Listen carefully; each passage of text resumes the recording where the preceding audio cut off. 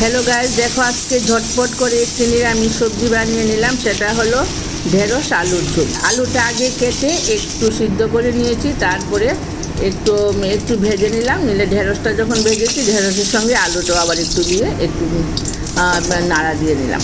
আর দেখো মশলা এই আছে, হলুদ, জিরে আর একটু ধনিয়ার গুঁড়া দিলে খুব ভালো হয় নিরামিষ রান্নার মধ্যে।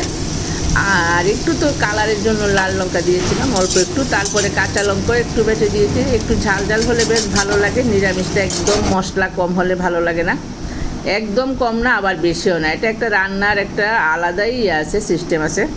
তবুও একটু দিয়েই রান্না করতে হয়। লঙ্কা বাটা বেশ ভালোই লাগে। ফোড়নে শুধু কালো জিরে আর মেথি দিয়েছি, আর কোনোই মশলা না। আর দেখো শীতের দিনে ধনিয়া পাতা দিয়ে রান্নাটা করলাম। আর শীতের দিনে ধনিয়া পাতা এখন 12 মাসই পাওয়া যায়।